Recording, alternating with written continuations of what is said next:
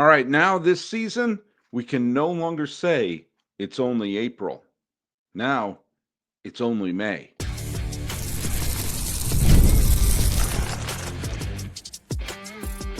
You are Locked On MLB, your daily MLB podcast. Part of the Locked On Podcast Network, your team every day. Hello, baseball fans. Welcome to Locked On MLB, part of the Locked On Podcast Network, where it's your team every day. This is the daily podcast. We talk about all of Major League Baseball. I'm your host, Paul Francis Sullivan. Please call me Sully. Follow us on Locked On MLB Pods on Twitter or whatever they're calling it these days, and on Instagram. You can follow me on Instagram. I'm at Locked On MLB Pods, but the best way to get a hold of me is right here. Leave a comment right here on the YouTube page. And if you're going to post something on social media and you want to get our attention, put down that hashtag Everyday Sully. One thing it does, it helps me find comments. If you go search for Everyday Sully, excuse me, I scratched myself right there. It's easier to find. That's all there is to it.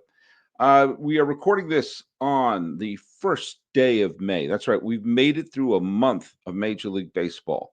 And I have some thoughts. Some things are very clear right now. Some things are as clear as mud. But before we go through, let's go through the trivia question and take a look at who won baseball on the final day of April 2025. The trivia question I had was, in terms of the all-time stolen base record, we know that Ricky Henderson broke Lou Brock's record. We know that Ty Cobb held that record for a long, long time. The question was, who had the all-time stolen base record before Ty Cobb? And we got a bunch of people guessing. A few wee Willie Keelers are out there.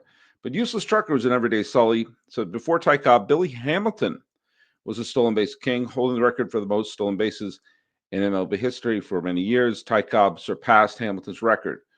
Now, it's funny. Some people have included his American Association numbers along with his National League numbers to show that he actually stole more bases than Ty Cobb. It's a strange thing. Either way, Billy Hamilton is the correct answer.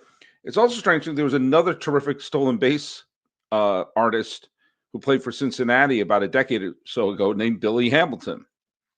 It was very, very confusing at that point. Let's take a look at who owned baseball, because it's going to lead right into some of my thoughts of the first month of this season.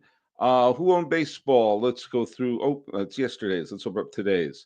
And by the way, go subscribe to sullybaseball.wordpress.com to get the up-to-date listings on who owned baseball, and we'll see who are the leaders. But also, if you follow me on Instagram at Sully Baseball Podcast, I also list them there as well. So you can follow along. You can go check out the standings. Who owned baseball for the 30th day of April 2025? Corbin Burns, who's been a bit of a disappointment so far with the Diamondbacks, but he pitched well against the Metropolitans. I allowed one run over 6 innings to earn the 4-3 decision for the D-backs. Lawrence Butler of your Sacramento A's hit a 9th-inning grand slam. He got another hit earlier in the game and led Sacramento past Texas 7-1.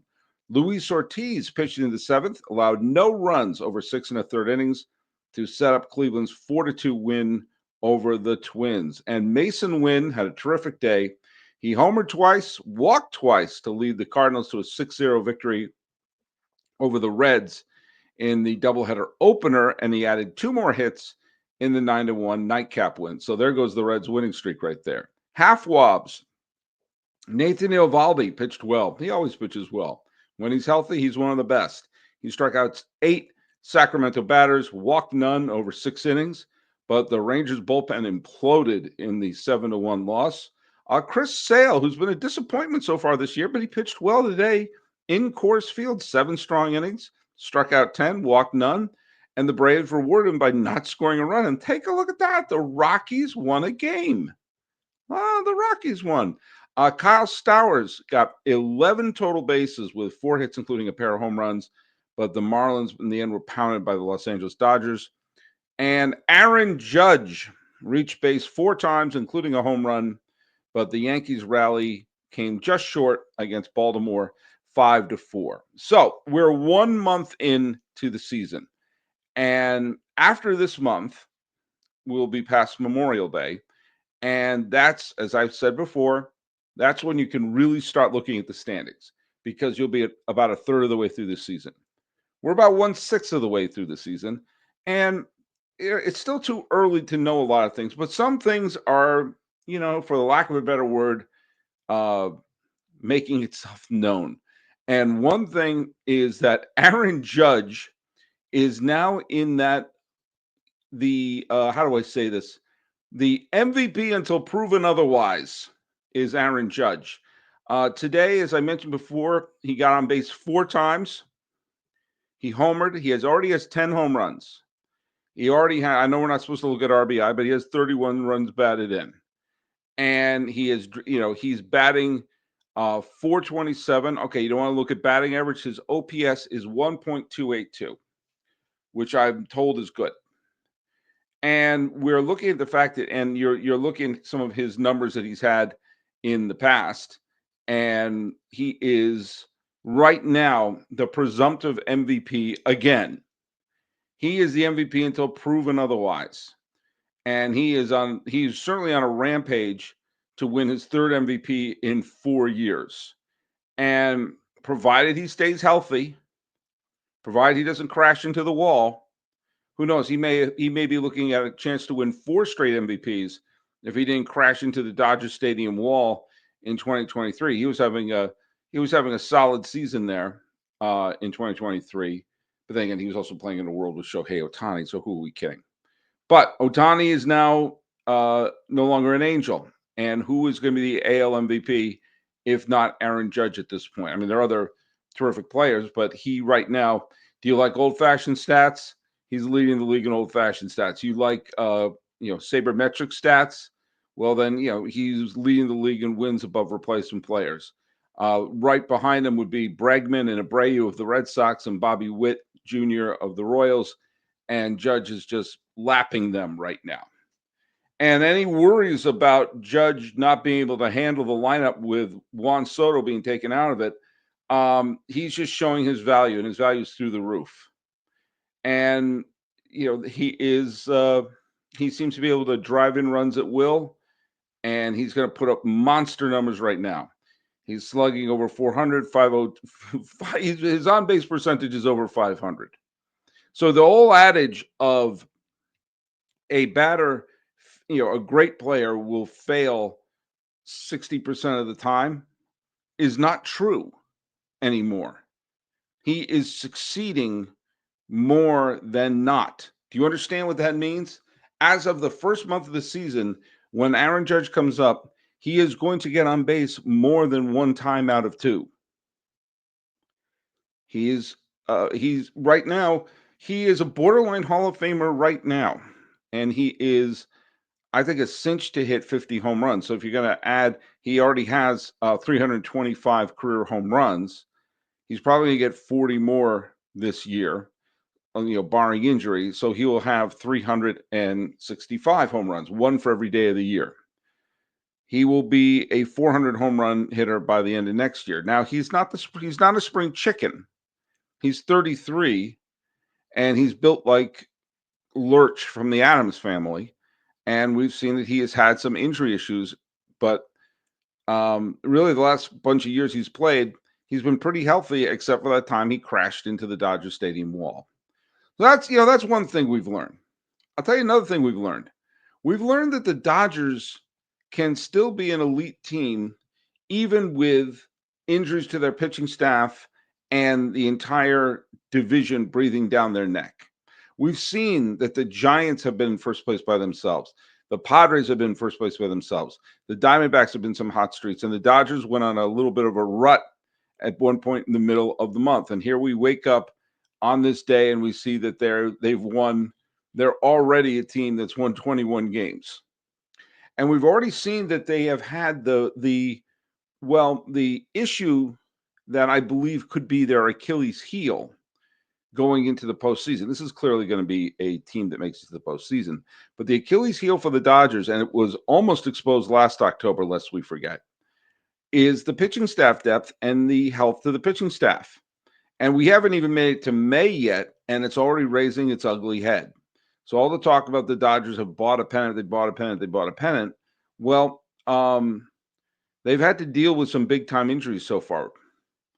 And the fact that Tyler Glasnow is going to probably go down on the injured list to the surprise of nobody, and that Blake Snell, he's made 2 starts, looked good in his 2 starts, but he's only pitched 9 innings, and he's already on the injured list. And the fact that they've had to have Gonsolin start a game, and they're using words in the recap like, "Oh, he's a much needed relief for their beleaguered pitching staff." We didn't get to May until we found out the Dodgers pitching staff is beleaguered. And they don't, as I said before, they don't have an innings eater. And that's the thing that could bite them in a short series. But that being said, with those issues for the team, they're still playing great baseball. They're in the toughest division in baseball, in the deep, with the most talented teams in the league play in the same division as them. But the Dodgers are showing, you know what? We can have those problems with our team right now and still dust ourselves off and be an elite squad. Well, enough about the Yankees and the Dodgers, because there are other teams that are out there and other teams that have gone off to strange starts that make me wonder, maybe I shouldn't have picked them to make the postseason, and some players who are surprising for good reasons and for bad reasons. Hey, did you know that your Fire TV is also an Xbox? Turn any TV into your gaming and entertainment hub with Fire TV Stick 4K devices. No console is required. Just grab your paired controller, subscribe, or sign to Xbox Game Pass Ultimate with EA Play included, and you're ready to go. Dive into hundreds of premium titles, including EA Sports, college football, to Call of Duty, as easy as you stream your favorite shows. Now, look, you'd love to be able to use all the best gaming situations here. Fire Stick TV makes 4K possible to keep playing from almost anywhere. You can hotel room, your family room, the deck, and a Fire TV Stick 4K is more affordable and easy to travel. And you're taking your kids. My sons love to play their games. And the Fire TV Stick 4K can be a low pressure way to keep exploring some of those great game options. Or for someone like me, I'm not a gamer, but I love to watch things. And with Fire Stick 4K, everything's in one place, from Netflix to YouTube and beyond. So head to amazon.com/Fire TV Locked On to get started. Xbox Game Pass Ultimate subscription and compatible controller required. Available on select devices, including Fire TV Stick 4K, second generation, Fire TV Stick 4K Max, first and second generation, and Fire TV Cube, that's in the third generation. Now, I had super high hopes for the Atlanta Braves and for the Baltimore Orioles. And now, granted, the Orioles won today over the Yankees. The Braves lost, as I mentioned, with Chris Sale pitched well, but the Braves lost to the Colorado Rockies, which is really hard to do. Now, the Braves have had a lot of pitching issues so far. Reynaldo Lopez, Spencer Strider, Joe Jimenez, they've all been knocked down. And their lineup is not looking that great. Now, they got off to a horrid start, an absolutely horrid start. And they're beginning to dust themselves off. Now, again, today's loss to Colorado is a bit of a rough pill to swallow. But remember, this is a team that began the year. They began the year 3-10. They began the year 3-10. They lost the first 7 games. They began the year 3-10, and since then they've gone 11-6. So they're starting to right the ship. The problem is, this is a top-heavy National League.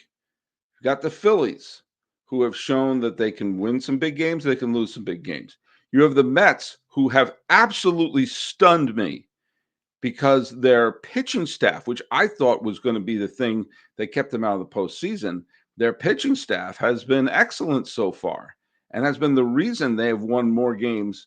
Well, I guess now they're tied with Los Angeles, but they're tied for the most wins in all of baseball because they're getting Griffin Canning and Kodai Senga and David Peterson. They're all pitching well.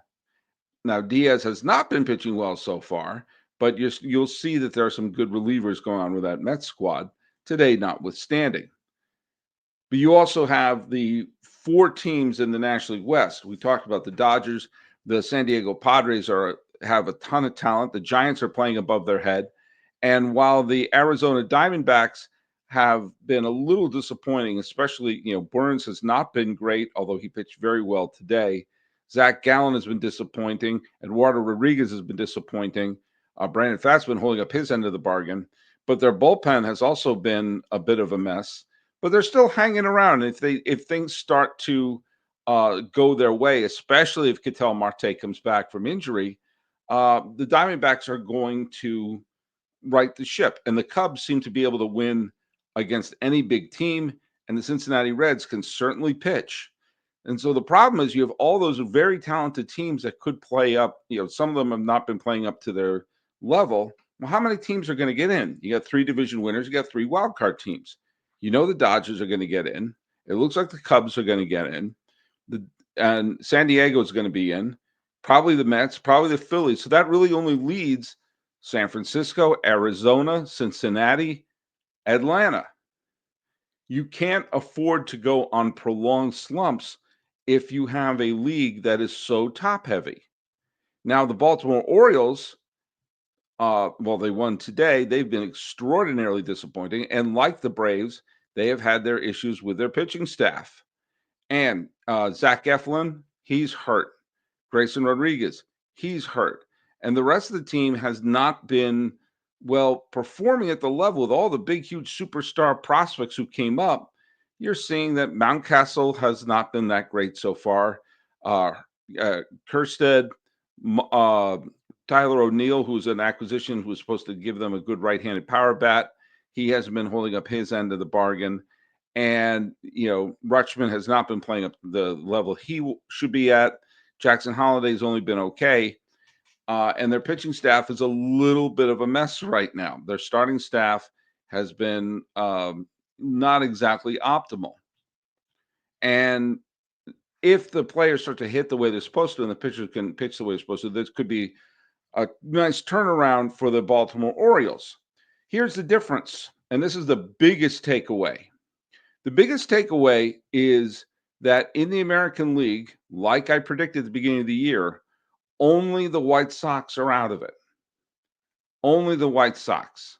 They're the only team 1 month in who can say, oh man, this is not our year. Consider, as of this recording, the team with the best winning percentage in the American League right now is the Detroit Tigers. The team other than the White Sox with the worst winning percentage is the Baltimore Orioles. Okay, we're going to eliminate the White Sox. They're just bad, put them aside. The difference in the loss column 1 month in between the top spot, the Tigers, and the bottom spot, the Orioles, is 6 games in the loss column. 6 games separate top to non-White Sox bottom. Compare that to the National League, where the team with the best winning percentage in the National League is the Dodgers and the Mets, and the worst one are the Rockies. Even with the win today, are 15 games back in the loss column. So every team not called the Chicago White Sox has at least a puncher's chance to say, hey, we're 1 winning streak away from being back in this. Right now, the Sacramento A's, we'll get to them in a second, are only 2.5 games out of first place going into May. Right now, the Angels, who are in dead last place. Remember, they were in first place by themselves about a week and a half ago. Nice 5-game losing streak, and Mike Trout being pissed off right now. And you're seeing that they've sunk to the bottom. Maybe they should allow to text people in the clubhouse. But even that, they are 5 games back in the loss column of being back in first place. The entire American League is a jumble, is a logjam. There is no elite team right now. And aside from the White Sox, there's no team that is completely, totally out of it. Now, the White Sox do look terrible. They don't look as terrible as the Colorado Rockies, who could very well challenge the White Sox record that they set just last year. But right now, if you are trying to be a contender in the National League and you want to play with the big boys, you can't go on a prolonged streak because those big boys are going to go off on a big winning streak. In the American League, you can't go on a prolonged losing streak because in the end, only a few games are going to separate being in the playoffs or not. And it's going to be a total logjam. Now, when we get back, we're going to take a look at some of the surprise players who are showing us that, hey, maybe, just maybe, this could be their year. And we'll also take a look at the two teams that are not in optimal situations for their stadiums.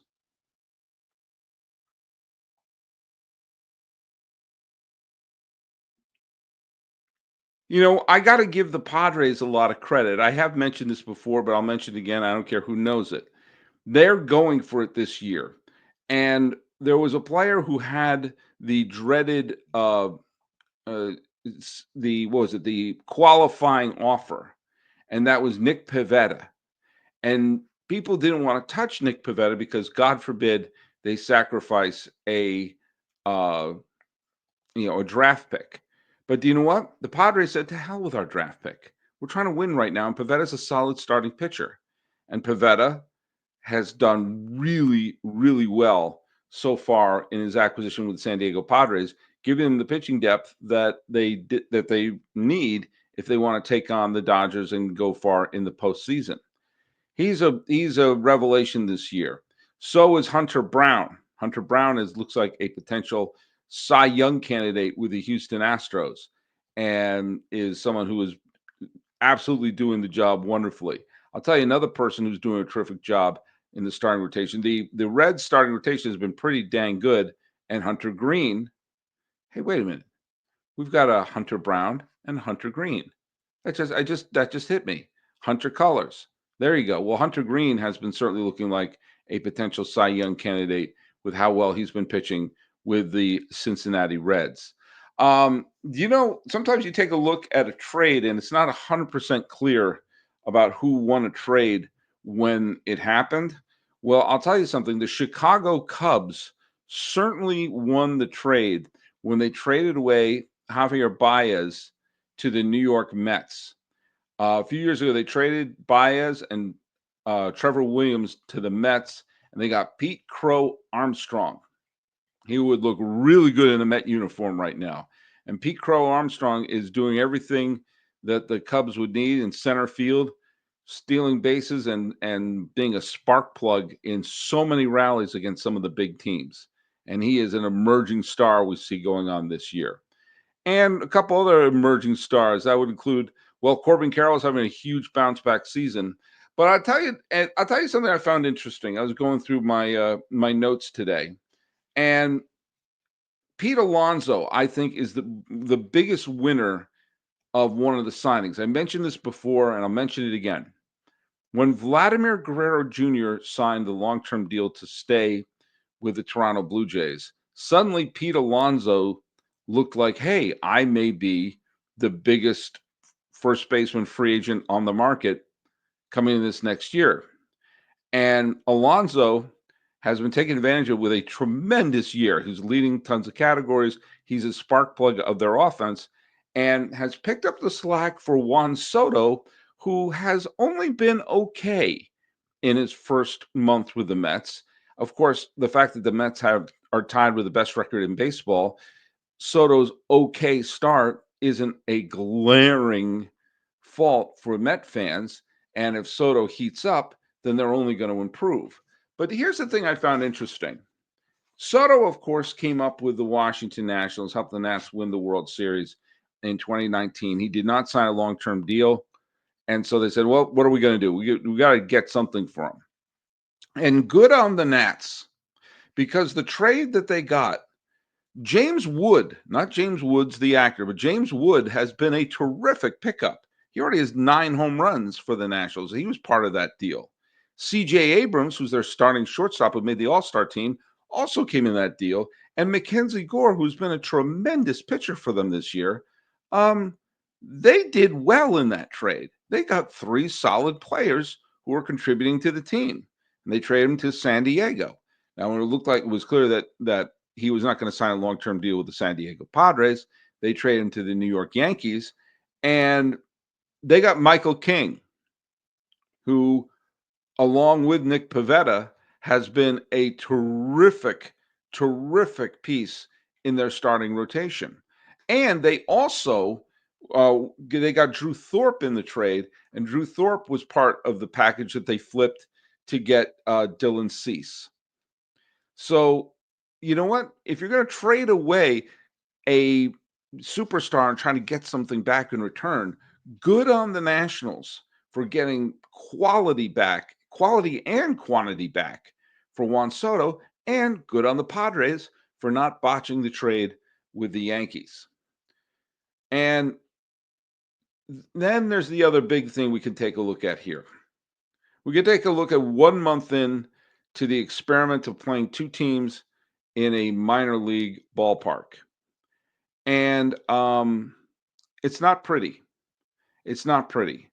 Now, the Rays situation, of course, has been sparked by the hurricanes, and they're having to play because the Trop is basically totaled. But there's also the issue of, well, they are they're not sure of what the heck is going on with the they're not sure what's going on in terms of whether or not they're going to stay in Tampa, whether they're going to go to Orlando. And they're not playing particularly well at home. It's not much of a home field advantage, but at least there's a little bit of energy there because the fans there know they're the Tampa Bay Rays. They're playing in Tampa, and they're playing a lot of home games now because the raining season's going to come on. The A's situation is different. The A's situation has been, I mean, I don't want to call it a disaster yet, but it's been a massive disappointment. And again, I've made the point here before, the fact that they're not being called Sacramento is no small thing. The fact that they're charging exorbitant prices, the fact that nobody trusts Fisher. But they also they're good on the road. They're 10-6 on the road, but they're 6-9 at home because there is no home field advantage. And you're seeing that the attendance is non-existent. And and no one really knows what's happening with this team because I was under the impression they needed to start building this stadium in the early part of 2025. Well, we are now into May, and pretty soon we'll be halfway through 2025. And I will not believe they're building a stadium until shovels are in the ground and we know where the money's coming from. But there's going to be at least 3 years of this. And this can't be good for baseball. This can't be. To have two teams playing in minor league parks with no end in sight. There's no end in sight right now for the Rays. They're not going to, St. Petersburg's not going to work with this team with the current ownership. And unless the current ownership sells, then they're not going to play in St. Petersburg.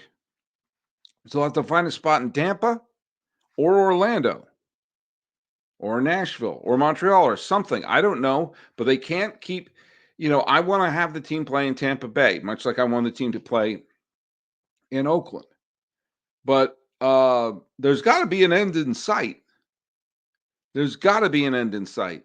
And right now there isn't any.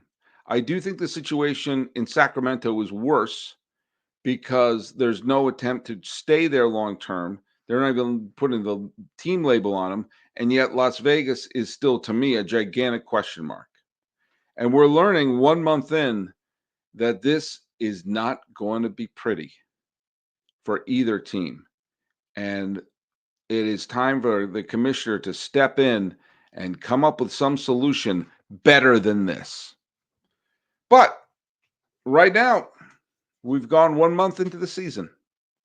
There is several teams that are clear big-time pennant contenders in the National League. And there is no team in the American League that has basically taken the baton and shown we are the best. The Yankees look very good. The Rangers look good. The Mariners look good. The Tigers look good. The Red Sox, save for today's embarrassing loss against Toronto, have looked better. But is there a 100-win team in this bunch? No. Is there a 95-win team in this bunch? I'm not sure. But we are going to see that, we got one more month before we reach the 1/3 mark of the season. And when that happens, we can really take stock of what a team is and what they need to do to improve. That's going to bring us to today's trivia question. I mentioned the Orlando Dreamers. The Orlando Dreamers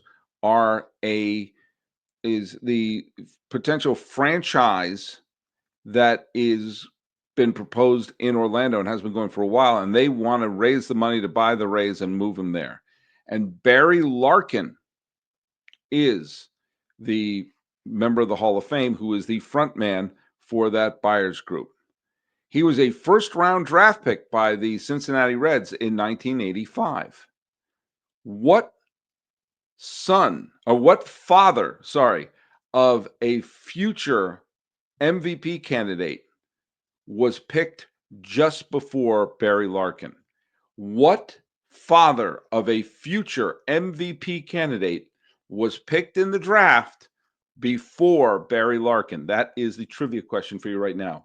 And follow us at Locked On MLB Pods on Twitter or whatever they're calling it now, and on Instagram. I'm your pal Sully. I'm at Sully Baseball Podcast on Instagram, and leave the answer to the question right here on YouTube. Have a great weekend, everyone. We'll see you on Sunday. This has been Locked On MLB. I'm your host, Paul Francis.